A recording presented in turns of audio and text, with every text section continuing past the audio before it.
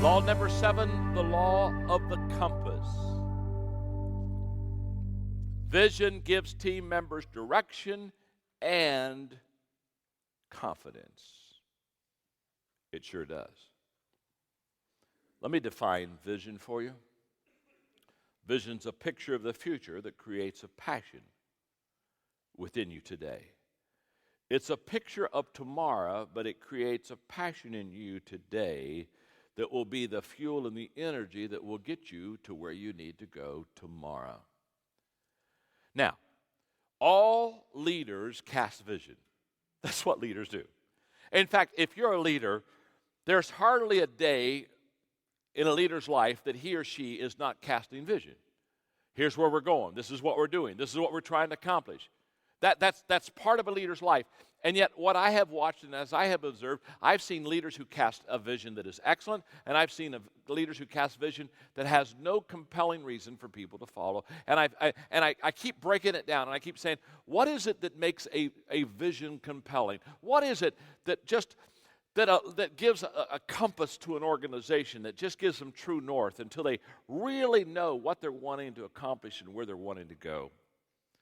And I'm going to give you, after many years of thinking of vision casting, I'm going to give you the vital components of casting a vision, since it's an important teamwork law. Number 1 is clarity. And clarity brings understanding to the vision. Very simple. People cannot do what they do not understand.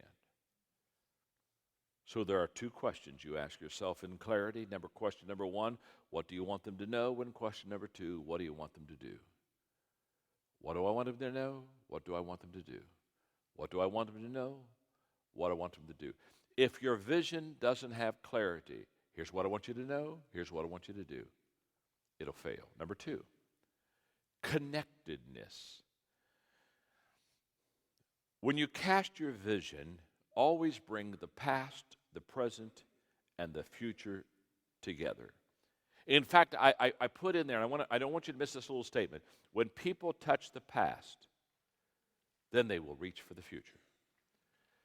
You want them to understand what has been, what is, and what can be. For the older people on the team, it gives them a sense of value when you go to the past. For the newer people on the team, it gives them a sense of security. And you want to connect them all. So many times when we see people talk about vision, they just talk about the future without where they are right now. Okay, number 3, purpose. Purpose brings sense to the vision. You see, the vision describes where you're going, but the purpose describes why you're going there. And people don't want to go where you're going unless they know why you're going there. So the why has to be answered. Number 4 is goals. That brings measurement to the vision. Just very simply, the vision ought to have some tangible expressions of steps in it.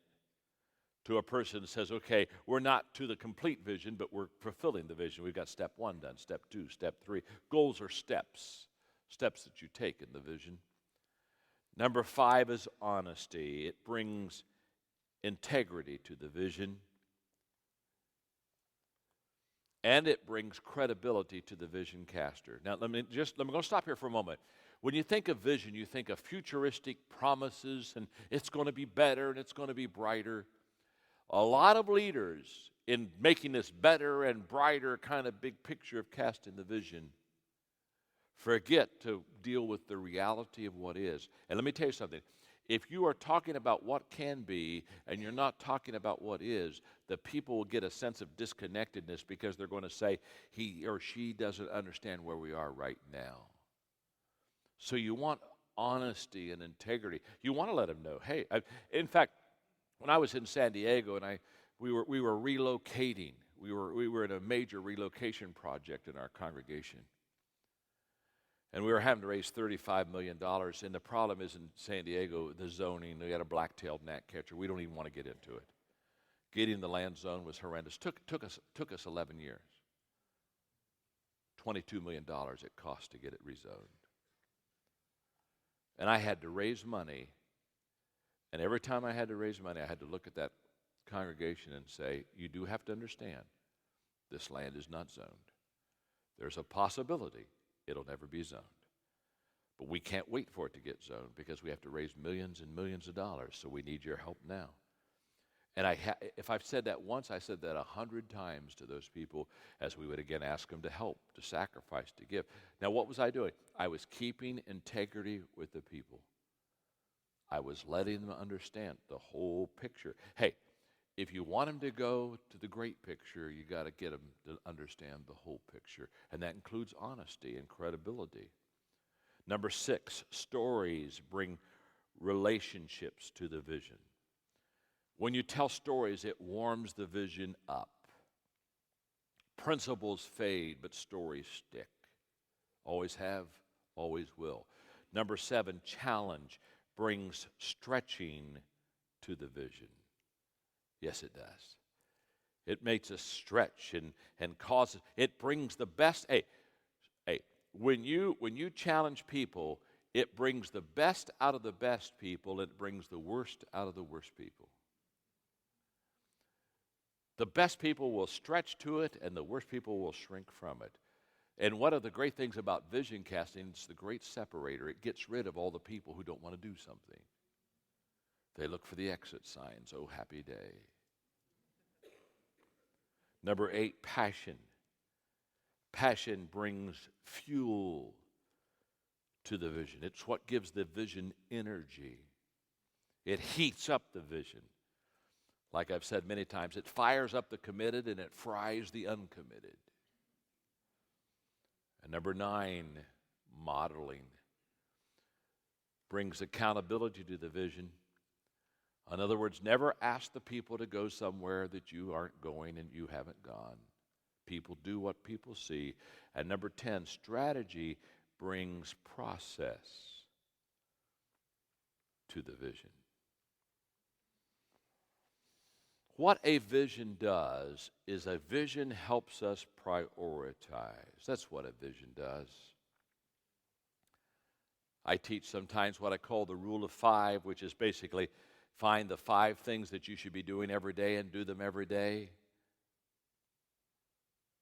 You might want to do that in a personal way. I have a rule of 5 for my personal life, which is my faith, my family, my relationships, my health, and myself.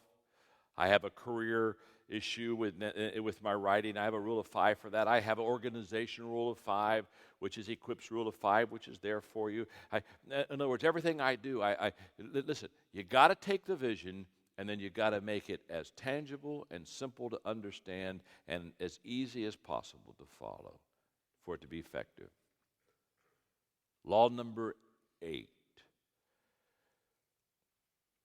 This law doesn't at all speak of you, okay? But this speaks of some other people you know, okay? They're not here today. But you need to learn it so you can go home and teach it to them, okay? So this isn't you, but take notes for them, would you please? It's the law of the bad apple.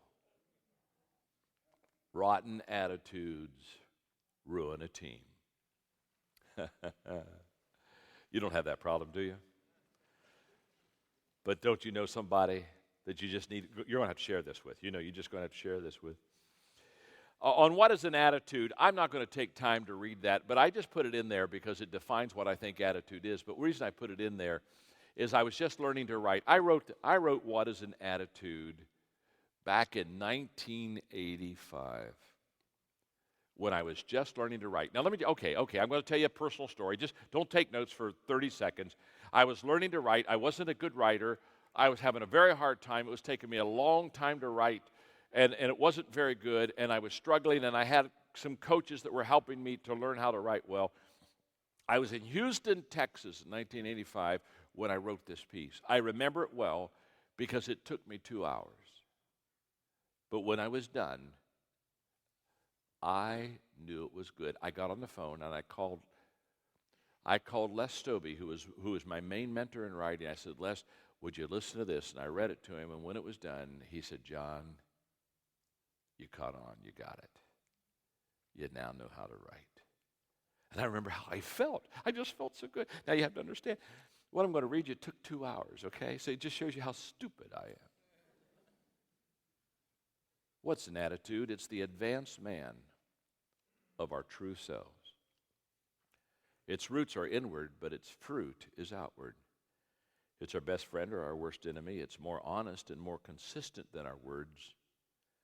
It has an outward look based on past experiences. It's the thing that draws people to us or repels them.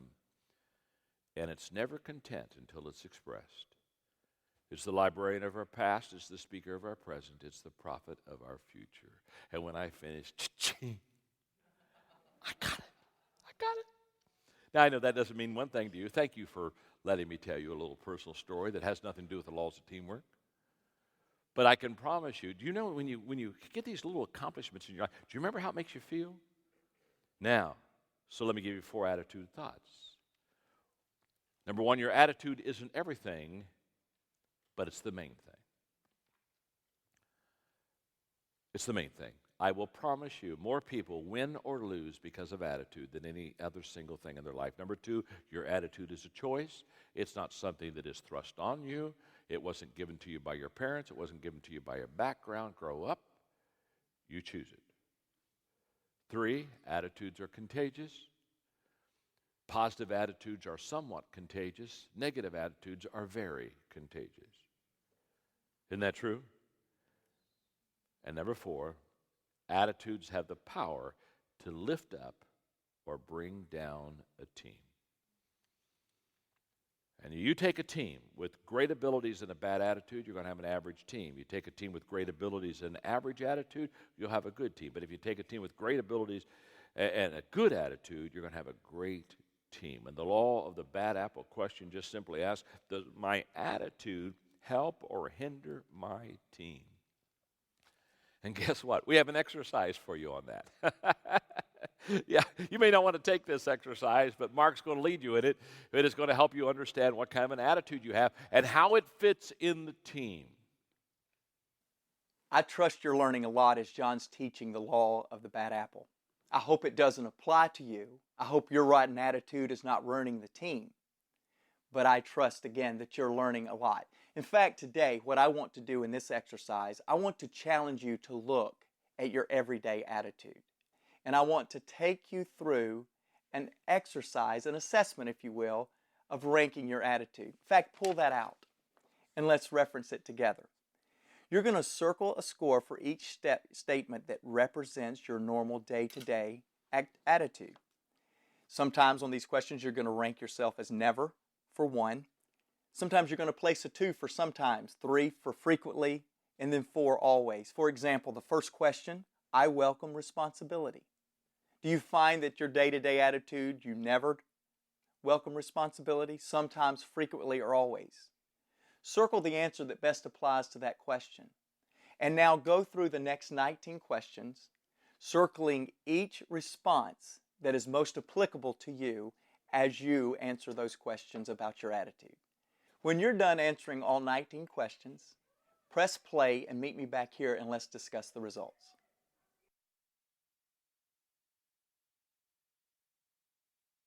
Welcome back. I hope as you've assessed each of these questions that you found out that it's not your attitude that's the problem. In fact, let's look at how well you did. Hopefully by now you have added all of your points together and you've determined the total score of each of your answers combined. In fact, if you scored between a 65 and a 76, pat yourself on the back. You're doing pretty good with your day-to-day attitude. Now, if you scored a 50 to a 65, it could be worse, but you're still doing pretty good, and look for ways that you can improve your attitude, ways that you can improve each of the 19 questions. Now, if you scored less than a 50, we need to raise the flag. You need some help.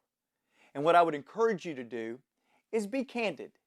Be open with some of your team members, some of the people that you trust the most, and bring them around and show them your score and ask them if they will help you create a strategy for an attitude adjustment.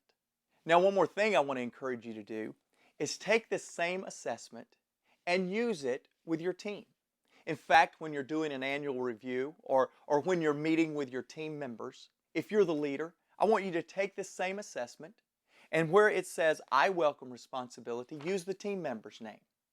Mark welcomes responsibility, and then rank them: never, sometimes, frequently, or always. And use that in an interactive session with your team members to improve the dynamic of attitude and the power of good attitudes in your team's performance. Law number 9, the law of accountability. The law of accountability says teammates must be able to count on each other when it counts. I define accountability for you. Accountability is the ability to count on someone when and where it counts. By the way, don't look up that word in the dictionary. There's no such word. I made it up. In fact, when I was writing the book, my advisory team came back to me and said, John, that's not a word. And I said, I know it. Well, they said, what are you going to use? I said, I'm going to use that word. But they said, it's not a word. I said, I know it. So how are we going to express it? I said, I'm going to use that word. I said, how do you think words become words? Somebody declared one time there has to be a word. This is a very simple process. Words don't come out of a vacuum. Somebody said something one time. Said, "Oh, that's a word. That's a word." I said, "I'm going to invent a word." So it's not in the dictionary yet. I looked the other day. It's still not there. But when it gets there, I want you to know I'm the author. You understand? Because I love that. I love it. I'm an accountable person. I like the law of accountability. You can count on when it counts, where it counts. Now, what is accountability? It's character plus competence plus consistency. And you got to put them all together. It's not like you can have character without competence or competence without character. Or it's not even you can have character and competence, but you're inconsistent with it. No, you got to have all three. Now, when you can put those three and line them up together, that is accountability. And by the way, in the laws of teamwork, I have the law of the inner circle. Those who are closest to you determine the level of your success. The teamwork law that is the most important law to me for my inner circle, the people that are going to be the closest to me, is this law right here. I will not have an inner circle person that doesn't have the character, the competence, and the consistency. This law stands above all other laws as far if you're going to be on the inner circle. So the accountability test is simple. Is my character solid? Am I competent in my responsibility? And am I consistent in my character and in my competence? And again, the law of accountability fits with me, to you, to the people I write to, but it keeps going down and down. It gets right to my family, to my own inner circle. That's why I love my definition of success. Those who are closest to me love and respect me the most. Why do they love and respect me the most? Because I'm an accountable person. And the law of accountability question just simply asks, can my team count on me? There are 3 questions that followers ask about leaders. Do you care for me? Can you help me? And do I trust you? Wow. And when you can say yes, yes, yes, you're accountable. Again, Mark Cole is going to take you in an exercise on accountability to see how well you adjust with the team as far as can they really count on you? Are you consistent in your character? Are you consistent in your competence? John has been teaching about teams that can count on each other.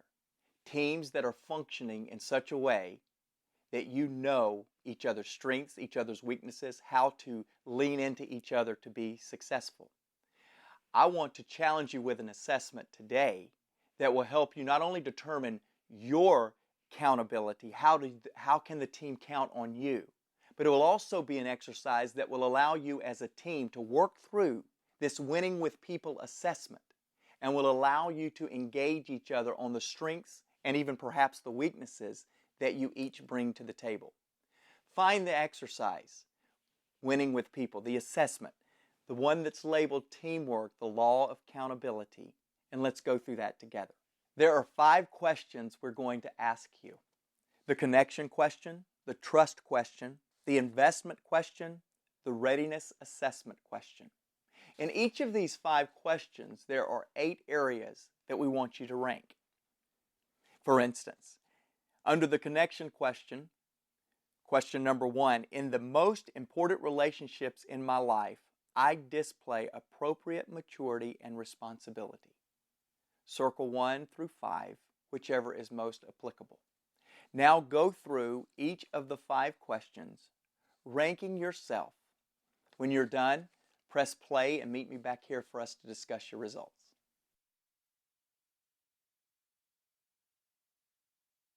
How did you do? Here's what I'd like to do. I'd like to go back and take each of the 5 questions and dissect them and have you look at each individual question and your total score. So in each of the questions, total up your score for that particular question, that section. So for instance, on the connection question, what's your total score? If you scored a total of 32 to 40, congratulations, you're doing very well in this area. Keep up the good work, and in fact, find somebody that can help you or that you can help to be better in that particular area. If you scored less than a 32, 24 to 31, you've started establishing some credible growth in this area, but I would encourage you, find some specific ways that you can grow. If you scored less than a 24, I've got good news for you. You've got a lot of room for improvement. There's going to be a chance for you to improve so that you can win with people. Look at each category, assess yourself, identify the ways that you can grow and improve your score. And finally, once again, let me challenge you, take this assessment, use it with your team members.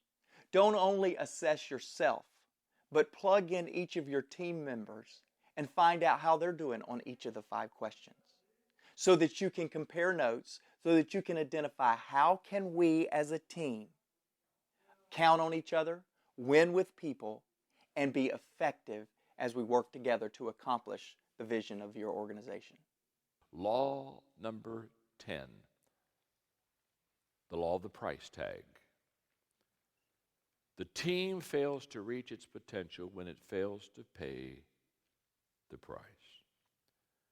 Here's the question: when does a team, or when does a person, a team, an organization stop growing? The answer is very simple: when it fails to pay the price required for growth.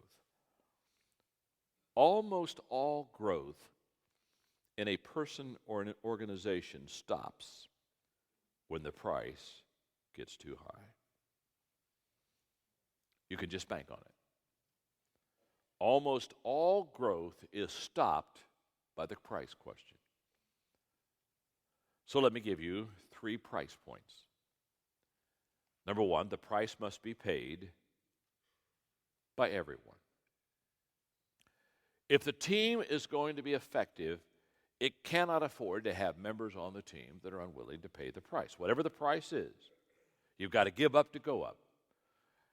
And the higher that you go, by the way, the higher you go, the greater the price. I love these people who say, well, you know what, when I started out, I gave up everything. Well, of course you gave up everything when you started out. You had nothing. Zippo.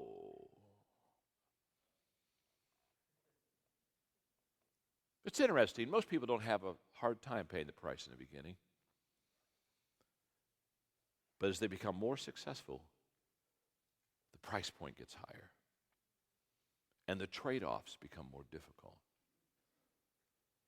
That's why the dangerous part of our organization is not in the beginning when you have nothing and so everybody's just hands-on and giving their shot. The dangerous part of an organization is when it gets something.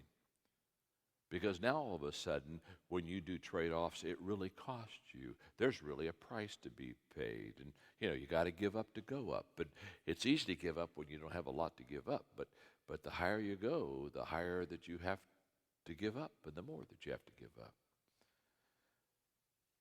The second price point is that the price must be paid all the time.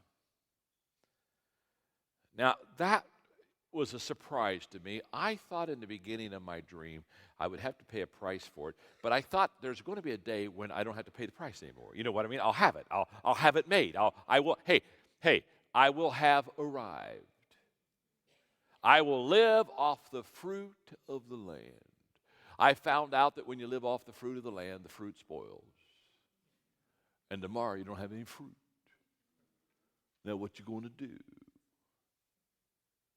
Got to keep paying that price all the time. Now get the picture. The price never stops. And the more successful you are, the higher it gets. 3, the price compounds if not paid early. There are a lot of people in life that they are trying to buy success on a payment plan.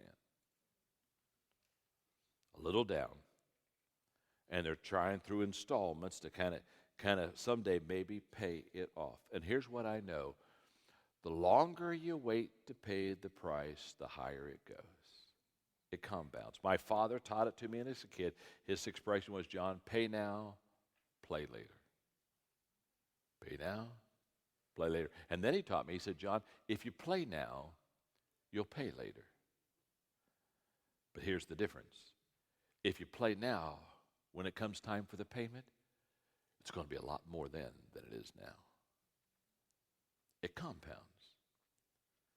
I have a statement that's so true. You seldom get more than what you paid for. People who go through life looking for shortcuts, looking for bargains, are going to constantly come up on the short end. That's a fact. So the law of the price tag question simply asks you and me, what am I paying for today that will help me reach my potential tomorrow? By the way, when we pay a price for something, we always know it, don't we? I love people who say, well, I'm sure I've made a lot of commitments, and I'm sure I made a lot of changes. I'm sure I've paid dearly for some things, but I just can't remember what they were. If you don't remember them, you didn't pay. The only people that I find that don't remember what they paid are people who didn't pay. They went through with somebody else's sponsorship. By the way, if you don't pay for your own dream, and if you don't buy into your own dream, why should someone else buy into it for you? Too many people want success with a sponsor. They want somebody else to come along and sponsor their success and want to let somebody come along and kind of, make it happen for them. The law of the price tag. Law number 11, the law of the scoreboard. The team can make adjustments when it knows where it stands. Max Dupree said the first responsibility of a leader is to what? To define reality. So let's talk about the scoreboard. We all know what a scoreboard is. We go to any kind of a sporting event. Every sporting event that you ever attend has a scoreboard. Have you ever thought about it? It is absolutely a must. You never go to a sporting event, any kind of major sporting event, and they say, you know what, this is a major competition, and this is for the championship, and we've just decided to ease the pressure, we won't keep score. There's always a scoreboard. So let me give you the statements about the scoreboard. Number 1, the scoreboard is essential to understanding. That's why they're so visible. When you go to a game, almost everywhere you look in that game, in that stadium, guess what you see? Scoreboard. Now, why is that? It's very simple. It gives you an understanding of what's happening in the game. It gives you a readout. It lets you know. In fact, what's interesting, if you don't get there till the second quarter and you don't even know anything about the game, you can walk in, and without talking to anybody, you can look at the scoreboard, and within, 30 seconds, you can pretty well assimilate what's happened in the game. You can pretty well figure it out. Why? The scoreboard helps understanding. Number 2, the scoreboard is essential to evaluating because it tells you more than the score. It begins to help you understand where you are and what changes you need to make in your life. It gives you instant feedback. I have come to the conclusion that sports are more fun than work for most people, and for one reason only. In sports, you keep score. And in work, some people, they go to work day in and day out, and they still don't have a clue. You know what I'm saying? They don't know whether they're winning. They don't know whether they're losing. They're just going to work. I don't bowl. I used to bowl and I wasn't any good at it. But I can tell you what. Here's what I know about bowling. If you go bowling, the motivation you have is when you release that ball, it goes down the end of that alley. It hits pins, hopefully. But you get instant feedback. That's what makes bowling fun. The feedback. If you don't think that, next time you go bowling, just tell the manager to remove the pins. Just say, no, just give me the ball. I'm just doing it for fellowship anyway. And we're just friends, and we're out talking, enjoying one another. And you just throw the ball down the alley a few times and just watch it roll away down there and go against the back and clunk and nothing happens. And I can tell you about 3 or 4 bowls like that, and you'll quit bowling. You'll quit bowling because there's no feedback. You don't know whether you hit or missed. Scoreboard constantly helps us evaluate. Number 3, the scoreboard is essential to decision making. It tells us what decisions that we need to make. Lets us know exactly where we are. Number 4, the scoreboard is essential to adjusting. So what do? You look at the score and you make adjustments accordingly, positive or negative, whatever they are. I mean, you may start off with a game plan, but pretty soon the game as it takes its pattern is going to help you to make the adjustments in the score. And number 5, the scoreboard is essential to winning.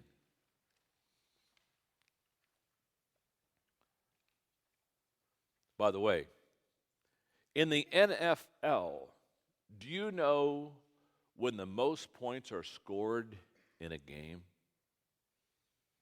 The most points in an NFL game are scored in the last 2 minutes of the first half and the last 2 minutes of the game. Most points. Why? The scoreboard creates a sense of urgency. You don't have much time left. If you're going to win, you better put some points on the board. You better do it now. The scoreboard does all that. And the law of the sport question, very simple, is what adjustments am I making for my team based upon the scoreboard? Do I have a scoreboard? Do I know where we are? Team leaders, do you have a scoreboard for your team? Of course you do. I'm sure you do. You want to make sure that's visible. You want to make sure that's up in front of them all the time. And again, Mark Cole's going to lead you in an exercise on the scoreboard that'll help you really get this law kind of successfully under your belt. John has been doing a great job talking about the law of the scoreboard. Your ability as a team to improve directly relates back to your ability to know where you are. And so today, I want to take a few minutes in this assessment, in this exercise. I want to challenge you. Identify who you are. What do you value? Where you are as an individual, and then translate that into how it applies to your team as well. In the kit, you will see the exercise labeled the law of the scoreboard. I want you to pull that out and let's take this assessment at this time. You will see in this exercise 13 areas that you need to rank. What are your motivators? What are the things that inspire you? Where are you as it relates to producing at peak performance? We've listed 12 specific and then given you a chance to rank some that perhaps we didn't think of as we were building out this exercise. I want you to list all your motivators. Perhaps it's the 12 that we've already listed. Maybe there are an additional 3, 5, 10 that you want to put down. Get a complete list, and then I want you to rank them in order of priority. So for instance, if sense of belonging is very important to you, number 1, go over under the rank column and put number 1. Maybe it's money. Maybe that's one of your top motivators. Beside money, put 1. Identify your top 5 motivators. Take 5 minutes, list out all of your motivators, then list them in priority. When you're done, press play on the video, and let's meet back and discuss the rest of this exercise.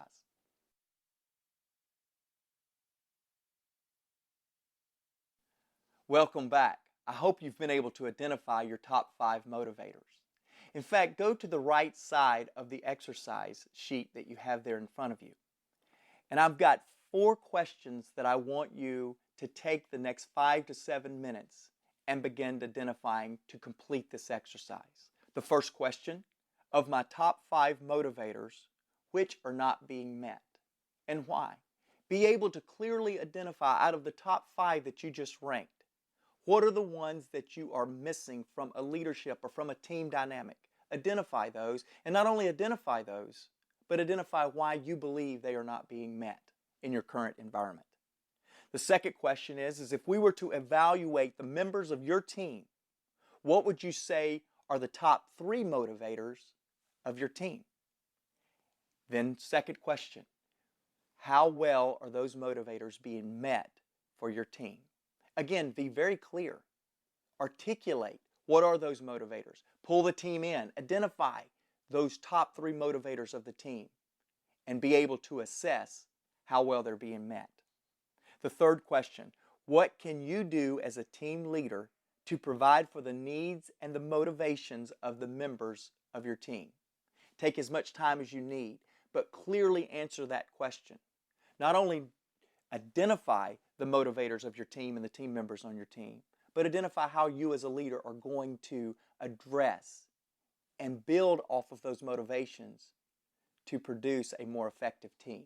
And finally, in this exercise, what can or could prevent you from meeting those needs?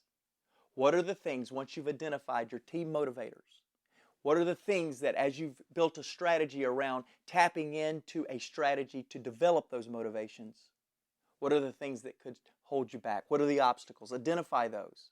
Put a plan together to eradicate those so that you can build a powerful team that as you look up to the scoreboard, they're operating not only at peak performance, but they're winning the game.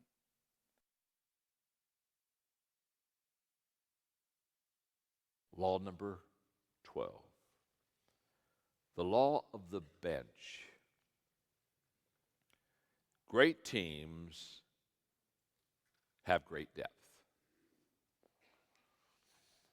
I have come to the conclusion that you make an impression in your organization by your first line of offense or your first team. But to be successful for the long haul, you've got to go deep. You've got to have a bench. You've got to have a deep bench. Successful teams not only have good players, they have a lot of good players. Well, because I teach leadership all the time, let me tell you what's never happened to me in all my places I've taught leadership and all the years I've taught leadership. I've never gone to an organization anywhere, business, government, religious, educational. Now, I've never gone to any organization who said, John, we need you. Can you come quickly because we need you some leadership stuff because, John, we have discovered in our company we have too many great leaders. And we just need you to come and thin them out. We just, dear God, we're just, the depth of our team is we're just amazing. Could you just help us get rid of some of our good people? It's never going to happen, is it?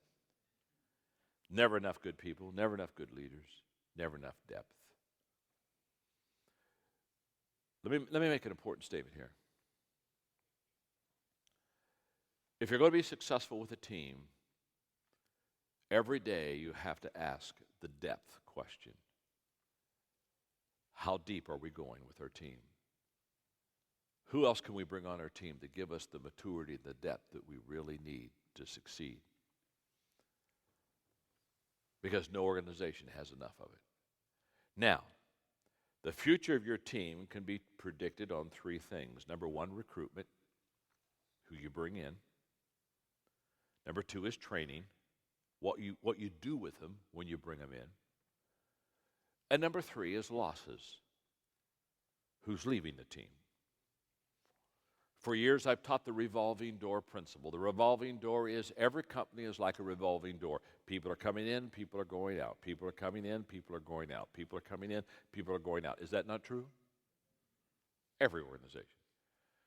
Every organization gets people coming in. Every organization has people going out. I mean, that's just the way. The question is not are people coming in and people going out, people coming in, people going out. The question is who's coming in and who's going out. If 8s and 9s are coming in and 2s and 3s are going out, oh, happy day. If 2s and 3s are coming in and 8s and 9s are going out, we're in deep weeds. The ebb and flow of any organization makes depth a challenge. But here's what I want you to understand about the depth. In fact, in your notes, let me just build a case for depth for a moment. There are reasons for believing in and building the bench. Number one is today's bench will become tomorrow's leaders. Your bench is your farm team. I had an interesting conversation a few months ago with Jack Welch. We were having lunch and we were talking about his succession at General Electric. And everybody that understands Jack and understands his leadership at General Electric, the one thing that stands out more than anything else about his outstanding leadership at General Electric was he built an incredible leadership team. No company in America touches the leadership team he built at General Electric. And all you got to do is look at all the CEOs in companies across America today that were one time on his leadership team. So we were talking about it. And I said, Jack, you knew you were leaving a few years before you left, and so talk to me about it. And he said, oh yeah. He said, I knew it. And he said, John, he said, and this is totally bench here. He said, when I knew I was making the transition a few years before, he said, we grouped who was going to succeed me? Who was going to be the next leader? He said, we put them in three groups of people. We had the inner circle, just a few of the people that were closest to me, that were right there at the top of leadership, and they were probably the most likely, one of those few were the most likely to be the next CEO of the company. And then we had what we called the possibility group. They're not the inner circle, but they're good. They're really good, and they're possibility, and some of them are really climbing fast, and the possibility. And then he said, John, we had a third group called the long shots. And he said we called them the long shots because they were the long shots. And he said the first year and a half, he said, I really didn't pay much attention to long shots. He said, I never thought it would be a long shot that would get it. Now, to make the long story short, when it all finished up, his successor came out of the long shot group. And he looked at me and he said, John, we would have never gotten who we had as the next CEO if we wouldn't have had a deep bench. And there's just great value in developing your people. That's the call for all of us, to do a lot of training. That's the call for all of us to constantly upgrade ourselves as any way that we possibly can, because it's essential. Okay, quickly, reasons for believing in building the bench. Number two, support people determine the success of key people. Could I put numbers on this and just explain it quickly to you? Let's say, for example, you're good. You're an 8. You've got a key position on the team. Let's say your support person is a 3. So together you're an 11. What would happen if you're an 8 if you had a support person that was an 8? See, I see people who have great potential short-selling themselves continually because they haven't developed a bench and haven't got the depth around them to give them the support that equates to the, quote, star power that maybe they have. Number 3, there are more bench players than starters, so you need to have a great bench because there's more of them than there is of you. Number 4, a bench player correctly placed will at times be more valuable than an inner circle member, because what happens is, even you go to analogy of a game, you call on your specialist sometime to come in, and sometimes they win the game for you. Number 5, a strong bench gives a leader more options. Go back to the Jack Welch story. And number 6, usually the bench is called upon at critical times for the team. So the question for all of us is, are we developing our team members? And the law of the bench question is, am I adding depth to my team?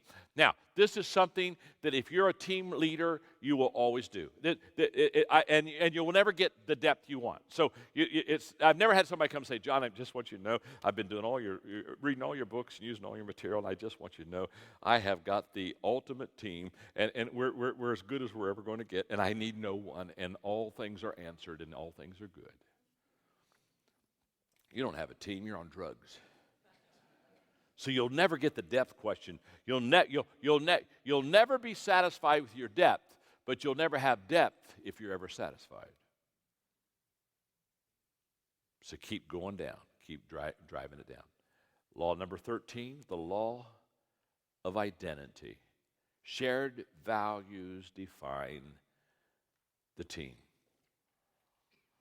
I define personal value in this section, and I define organizational value. Let's go through it quickly. Personal value is something that influences and guides my behavior, and organization's value is something that influences and guides the team's behavior. Vision's the head of the organization, values are the heart of the organization. We're now talking about values. We're not talking about where we're going. We've already talked about that. We're now talking about the heart of the organization, and values of an organization are like glue. They hold the organization together. They're like a foundation. They provide stability for which the company can grow. Number 3, they're a ruler. They set the standard for team's performance. Number 4, they're a compass. They give direction and they give guidance. Number 5, they're a magnet. They attract like-minded people, birds of a feather. And number 6, they're an identity. They define and identify the team.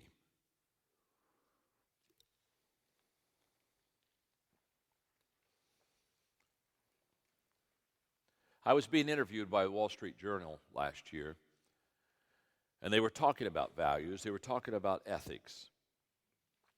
And they asked me a question because some corporations now are, because of the ethics issues that are so rampant in a negative way in so many companies, they said, well, can you teach ethics? I said, of course you can. You can teach people how to be ethical. You can teach people the golden rule. I mean, yes, you can teach ethics. Well, they said, is that the most effective way to have values and ethics in your company? So no. I said that's one of the ways. It's not the most effective way. They said, well, what's the most effective way? I said, well, the most effective way is to have leaders that are ethical. Hello, this is an IQ test, okay? Nothing's worse than unethical leaders teaching you how to be ethical.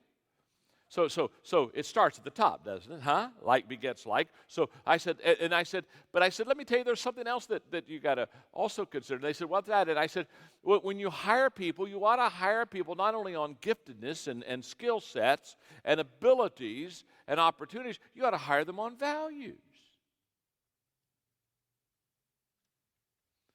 It's like a guy told me one time, he said, we don't teach people to be nice, we just hire nice people.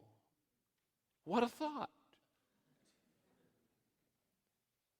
Why not on the front end hire people that have your values? And so I would encourage you very much to begin to get, what are the set of values in your organization? What are the values on your team? And whatever they are, know them well, have them listed out, and when you're hiring and bringing and developing team and training people, make sure that you're bringing them in with those values already. It's just so much easier and so much quicker if you bring somebody on the team that's already got the values you got. You don't have to train them. You don't have to teach them. Now you can build on that.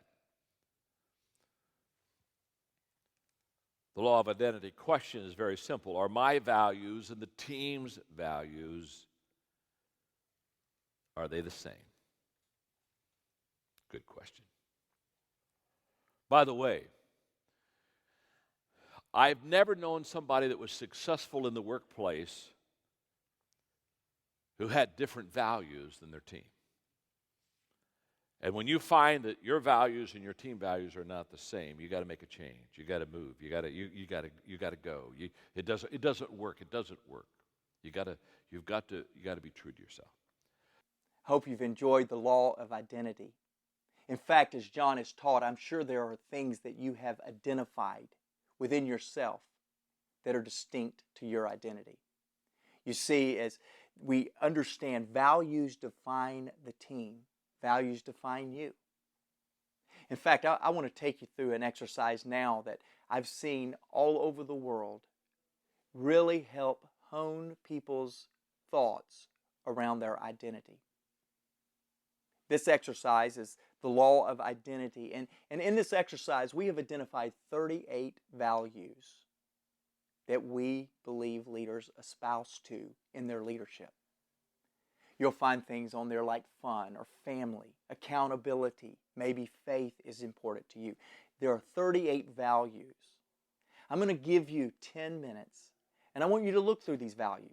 And I want you to resonate with each of the values. I want you to take time and connect with these values. Some of you perhaps have done exercises like this before. For others of you, this will be the first time you've really had a conversation with yourself about what you value. Either way, I want you to take 10 minutes. I want you to look through these 38 values. And at the end of 10 minutes, when you and I meet again, I want you to have identified your top 6 values. Look at the 38, identify with many of them, but come back to me with 6 of your top values. See you in 10 minutes.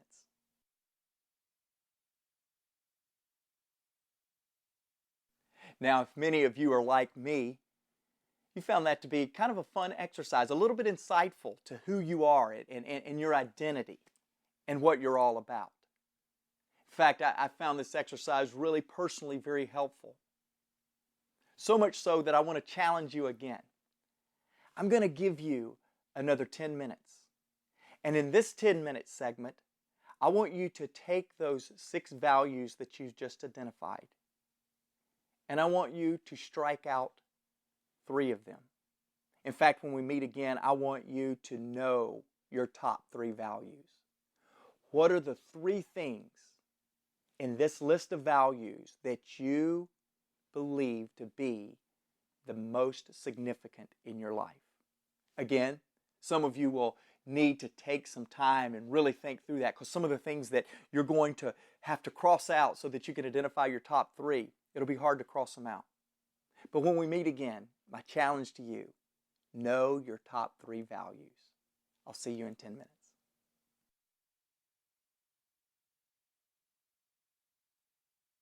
Do you find this helpful? Do you find it challenging? Maybe again, many of you find this easy, but very clarifying. Your top 3 values are very important to you. They're things that you will defend. I'm going to challenge you one step forward in the next 5 minutes. And I'm going to ask you to once again pause this exercise. Take some time to think. And I want you to come back with your top value. What is the one thing out of this list of 38, then your list of 6, the list of 3? What is the one thing that is your most important value, the non-negotiable? The thing that you will defend. What is that value? Take a few minutes and come back and see us for some application on this exercise.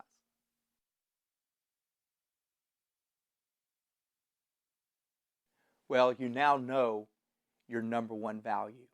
If you're like me, as you had to single it down to one thing, you found it to be very difficult. Now, there are many of you, again, that were able to go through this and breeze through it, but I'm talking to those of you that are discovering your single value. It's very important that you understand this value. It's very important because you need to make decisions. And I've watched CEOs of Fortune 100 companies, to the entrepreneur, to the people that are just getting started with their leadership journey, take this exercise and find it to be very helpful. Not only because it was a self-discovering experience, but because it gave them the ability to make decisions going forward. I want to challenge you, now that you have been able to distill down in your life out of 38 values, down to 6, down to 3, and finally to that 1. I want to encourage you to hang on to that. Make your decisions with that. The purpose of this exercise, 1, is to center you around your value, your identity. But I want to take you a step further. And I want you to take that value, and I want you to begin to communicate that with your team, with your family, with your extended group that you work with. Let them know what you value. Identify your 6. Let them understand your 3, but then also help them to understand your single most important value. So communicate your value.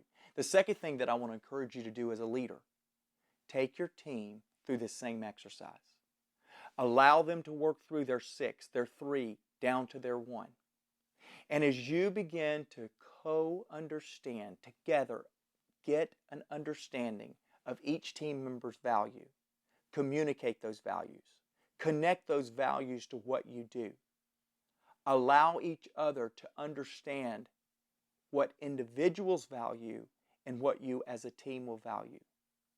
Collaborate around those values. Grow the organization around those values. Because the law of identity, the ability to connect with the things that matter most to each of us, absolutely directly affects the effectiveness of your team. Law number 14 is the law of communication. The law of communication just says interaction fuels action. And basically, this is all about, if you really want to create energy in your organization, you got to constantly have the flow of communication really good. Years ago, I learned this statement to be true. People are down on what they're not up on. And if they don't know what's happening, the tendency for people is to go negative, to go south. They're down on what they're not up on. And the willingness and commitment to continually communicate to the team is so essential for the success of the team. I wrote a book called Everyone Communicates, Few Connect. And in that, I define connecting. I want to define it for you here. The ability to identify with people and relate to them in such a way that it increases influence with them. And in the book, Everyone Communicates, Few Connect, I say several things, but I give a couple of connecting principles. Number one, connecting is all about others. It's all about others. And two, connecting requires energy. There's a lot of energy required in connecting. It takes a lot of energy. Let me tell you one of my favorite connecting stories. Linda Kaplan Thaler is a phenomenal marketing guru out of New York City. I love being around her. She's one of those people that if I'm around her for an hour, she stimulates and just gets my creative juices going like probably no one else. Her mind is just amazing in her creativity and her ability to understand people. And she was telling me this story the last time I was with her. She has a phenomenal office overlooking Central Park. And so we were talking about marketing. By the way, when I say she's phenomenal, she's the best. Let me just explain it this way and then you'll understand. She's the one who put the duck in Aflac. Dan Amos, CEO of Aflac, sat down with her about 10 years ago and said, I want you to help me with my company. He said, I'm the CEO of my company. Even my friends don't know what Aflac is. He said, you got to help us with get the company so that people understand what the company does. And so she went back to their creative team and they came up with the duck idea. They were literally at a creative session. Somebody said, Aflac like a duck. And they go, we like that, Aflac like a duck. And of course now and by the way, it's the second most recognized company now in America behind Coca-Cola. Here's her story. She had an interview with, she had wanted and had worked hard. She wanted to have an interview with Warren Buffett. And so he said he'd give her 10 minutes. So she flew all the way from New York City out to Omaha for a 10-minute interview. But she understood how to connect. She read up all about him, knew that his favorite beverage is cherry Coke. And she walked into the interview room with a glass of ice and a can of cherry Coke. Sat down on the other side of the table, introduced herself, said, Mr. Buffett, I know that your favorite beverage is cherry Coke. She popped open the can, poured it in a glass, slipped it over to him, and she said, I thought we'd start the interview with your favorite beverage. He smiled. He said, young lady, it is my favorite beverage, and anyone that knows that can talk to me as long as they want to. An hour and a half later, the interview was over. It cost her $1 and the ability to connect with him. And great communicators understand people because they know their people well, and they communicate not from their standpoint, but from the other person's standpoint. Two connecting practices on communication. Connectors connect on common ground, and two connectors live what they communicate. In other words, what they're saying to their people, they are actually living. Oh, what a wonderful thought. Law number 15. How we doing? We're at law 15. You understand? 3 more laws.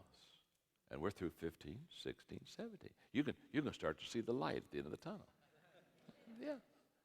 Look at your neighbor and say, we're getting close. Go ahead and tell them that we're getting close. We're getting close. That's the good news. The bad news is I teach each law 1 hour. The last 3. Just kidding. Law number 15, the law of the edge. The law of the edge, the difference between 2 equally talented teams is leadership. Leadership always gives you the edge. If you have good leadership, the odds of winning greatly increase. I love Proverbs. There are a couple here that I have things that they're just kind of do a better job than I do illustrating the law of edge. When good people run things, everyone is glad, and when the ruler is bad, everyone groans. Isn't that the truth? Oh. Another proverb. A leader of good judgment gives stability, an exploiting leader leaves a trail of waste. Let's read that one little statement in your notes before I just teach for a moment on this. Leadership always makes a difference for an organization, but perhaps never greater than when 2 equally talented teams are in a contest. The best leadership book I have ever read is a book called The Leadership Challenge by Kouzes and Posner. I don't know if you've read it or not, but if you haven't, you must get it. Phenomenal book. It's a phenomenal book because it is so well researched, and it's a phenomenal book because it's so simple. And basically, Kouzes and Posner says that leaders do 5 things effectively. 1, they challenge the process. Leaders do that constantly, challenging the process. 2, they inspired a shared vision. The phrase that Kouzes and Posner use in the book is a great phrase. They take the vision from me to we. I like that. They inspire a shared vision. 3, they enable others to act. They're enablers. They're empowerers. They're equippers. They're releasers of people and their potential. 4, they model the way. In other words, they're an example. If you want to know what the leader looks like, look at the leader. If you want to know what good leadership is, follow the leader. And 5, they encourage the heart. They bring oxygen to the soul of their organization by encouragement. Now, what's interesting is when I looked at that, inspiring a shared vision, enabling others to act, modeling the way, encouraging. These are all team functions. In other words, leadership is not in a vacuum. Leadership is not lonely. Leadership is not separated. Leadership is not isolated. The leaders that are effective, they're effective because of how they affect other people in a positive way. And when I looked at the 5 things that leaders do effectively, I thought, you cannot remove the team from the leader, and you can't remove the leader from the team. So the more leaders that you have on your team, the greater the edge that you'll have in winning. That's why you always want to continually be doing leadership training with your team. So the law of the edge question is very simply, do I qualify to be a team leader? Law number 16. The law of high morale. The law of high morale says that when you're winning, nothing hurts. It's also true when you're losing, everything hurts. Isn't that true? All right, let me ask you a question. Let's have fun. we're getting in the law of 16. By now you've got this teamwork thing down. You got this leadership thing down. So let me ask you a question. You have to vote. So not voting is not an option. So I'm going to ask you a question. Which comes first? High morale or results? Which comes first? In your organization, high morale or results? Now to think about it, just think about the question here. I'm going to give you 10 seconds, okay? Which comes first, high morale or results? Okay? This is a chicken or the egg question. And I'm going to, before you put your hand, because some of you just said, boy, I don't want to miss this. John's watching. I don't want to miss this. You can't miss it because, to be honest with you, it's a debatable question, okay? Now, did I give you the courage to vote? Which comes first, high morale or results? How many of you think high morale comes first? Raise your hand if you think high morale. Okay, good. How many of you think results comes first? Raise your hand. Good. High morale, I think won. Maybe, 70 to 30, maybe 65 to 35. I think more put up high morale. And I understand you'd put up high morale. What am I teaching? The law of high morale. It's kind of an IQ test, isn't it, huh? If he's teaching the law of high morale must come first. I'm not really sure, but hey, I'm going to stay on the high morale. And can I tell you something? It's a debatable subject. I've debated it in my own self for a long time, and here's what I've come to the conclusion.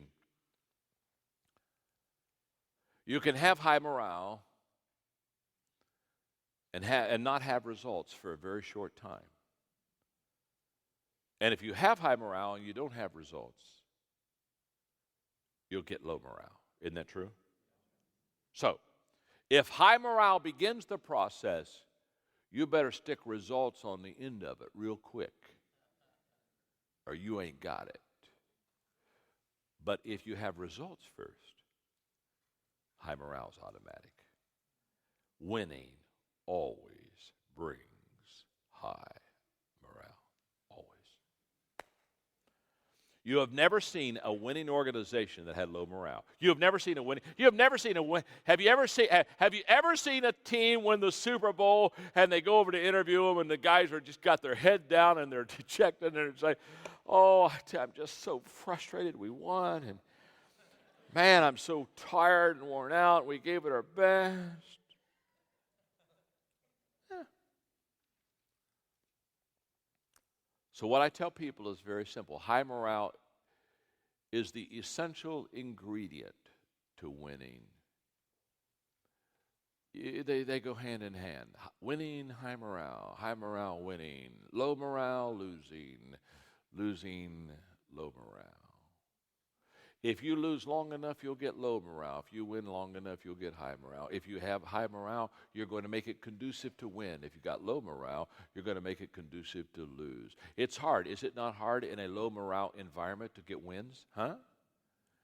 In fact, I've always said the greatest test of a leader is to take an organization that's going the wrong way, stop the wrong way, and you turn it and get it going the right way. I think it's the hardest challenge of a leader to do that. Why? Because you're having to go in low morale. You got to get all the undermining things. You got to turn that baby around.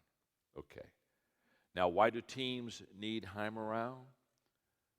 5 reasons quickly. 1, high morale is the great exaggerator. When you're winning, nothing hurts, and when you're losing, everything hurts. High morale exaggerates everything in a positive way. That's a wonderful thing. In other words, if you've got high morale, the people think you're better than you are. Oh, happy day. And if you've got low morale, people think you're worse than you are. Number 2, high morale is the great energizer. What happens is high morale always has energy. You have never known people with high morale and low energy, just as you've never known people with low morale and high energy. Number 3, high morale is the great elevator. It lifts people. It allows them to, quote, play over their heads. Number 4, high morale is the great eliminator. If you want to eliminate the negative out of your organization, just get a lot of positive. And after a while, negative gets lonely. Negative is out of step. Negative is out of context. And number 5, high morale is the great emancipator. It frees you up to take risk. It frees you up to ask questions. It frees you up to reach your potential. Now, let me just say one more thing about high morale before we go to law number 17. When you have momentum and high morale in your organization, there is a tendency to do something that is very dangerous. When you got things going and the ball is rolling and everything's clicking and you're winning and it's fun and high fives all over the place, here's the tendency is to relax. And let me tell you something. Don't relax. When you have high morale, that's when you push it harder. That's when you work longer. That's when because can I tell you something? It takes a lot of effort to get the ball rolling. And once the ball is rolling, you want to keep it rolling, because I can tell you right now, if the ball stops, it's hard to get it going again. Isn't that true? So if you got high morale, keep the pedal to the metal, get it to the floorboard, and keep pushing that. Don't rest off of high morale. But people say, oh, but things are going so good. I think things are running themselves in the organization. Can I tell you something? Nothing runs itself in the organization unless it's going downhill. So don't be in disillusion, my friend. You just happen to have high morale, which means that if you don't do something for 3 or 4 weeks, it doesn't show up. Now, you say, well, then when do I get to take vacation? When do I get a rest? Oh, I got the answer for that. When the ball's not rolling. When you don't have any high morale. You can walk away. You can come back. It's not going anywhere. It'll still be there. It'll still be there for you. When you don't have anything happening, you can go ahead and go. It's already dead. Dead's dead. Just put closed. It's okay. No one cares. They weren't coming anyway. Then come back after rest and use the energy you need to get the ball rolling again. But once you've got the ball rolling, keep all hands on deck. Don't let that thing slow down, because when you've got the ball rolling for you and you've got momentum, it will solve problems for you. It will take care of issues that can never be taken care of when you don't have momentum. Law number 17. Law number 17 is the law of dividends. And I put it last because this is the compounding law. Investing in the team compounds over time.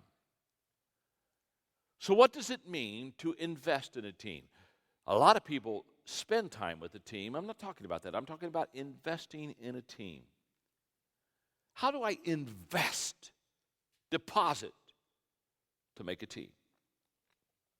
Number 1, by making the decision to build a team. That's where the investment starts. I would hope today, after this lesson, that every one of you say, I'm going to invest in being a team member. I'm going to invest in a team, because there's a compounding return for it. Number 2, it means that you gather the best team possible. This elevates the potential for your team. We've talked about that today. Number 3, it means paying the price to develop the team. This ensures the growth of the team. Number 4, it means doing things together as a team, because this provides community, so desperately needed. Number 5, it means empowering team members with responsibility and authority. This begins to raise up leaders for the team. Empowered people is a great environment for leadership development. Number 6, it means giving credit for the success of the team. This lifts the morale of the team when credit is shared. Number 7, it means evaluating. To be sure your investment in the team is paying off. This brings accountability to the team. In other words, if you're investing in the team, you got to evaluate how we doing. Hey, here's what you got to evaluate. Is my investment in each team member paying off? Number 8, it means stopping your investment in players who do not grow. This eliminates great loss to the team. Just like if you had a financial investment that wasn't doing good and you'd look for a way to stop the bleeding, it's the same way with team. If you had an investment in somebody and it's not working well, okay, how are we going to stop the bleeding? Number 9, it means creating new opportunities for the team. This will allow the team to stretch. And number 10, it means giving your team the best possible chance to succeed, putting them in a position to win. That's what the great coaches do. And I close with these personal thoughts, because I've had teams now for a long time. Let me get personal with you in closing today. I'm 63 now, but when I was 40 years of age, I understood that the greatest thing that I could do for success of my own life and for the success of my dreams and reaching my dreams was to invest in the team. And so at 40, I made a decision. It's where the law of the inner circle was birthed out of the laws of leadership. At 40, I made a decision that I would spend more time, more money, more effort, more focus on team development than anything else that I would do in my life. And that it would become the highest priority as a leader for me. Now, that was, 23 years ago. And I've been stoking that investment every day since then. So what are the compounding results of investing in my team? Number one, my team makes me better than I am. And let me tell you something. I know it. And I tell them. And guess what? They know it. In fact, they walk around with kind of just a smug satisfaction, because they just look at me and say, "Dear God, we're making him better than he really is." And it's a wonderful thing for them, and it's a wonderful thing for me, because I know I need them, and they know that they're helping me. Think of the motivation your team members will have when they know that they're making you better. Number two, my team multiplies my value to others. And the reason they multiply my value to others is they go where I'm not. They do things that I don't.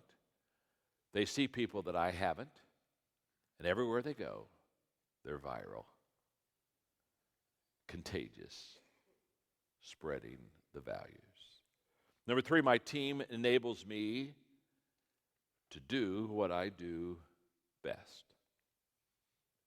I'm grateful for this. There are a few things I do exceptionally well. There are most things I don't do well at all. So what does my team do? My team lets me stay in my sweet spot. So when I walked in here this morning, all the people that are here was because someone else invested in getting you here, and the camera guys that are here and the cameras are here, it's because someone else invested in everything, the platform, the stage. I owe it to so many people, including you and so many people in this room. All I did was walk out here with my cough drops, my bottle of water, and my notes. And it all happened. Why? Because of the people around me. Number four, my team represents me where it cannot go. Number five, my team fulfills the desires of my heart. And they fulfill the desires of my heart because they know the desires of my heart, because I tell them the desires of my heart. And number six, my team provides community for my enjoyment. My best friends are people that are on my team. I'd rather be with them than anyone else. We laugh together, we cry together, we dream together, we encourage one another, we back up together when we do it wrong, we re-enter it together when we're ready to try it again. And number seven, my team gives me more personal time. So much of the quality of life I have today is because of the people around me. The law of dividends question, am I experiencing the compounding results of being on a team? Here's what I say. You've heard me say it, perhaps. I want to make a difference with people who want to make a difference, doing something that makes a difference. That's my life. I think that's yours. Hope you enjoyed the lecture. Thank you very much.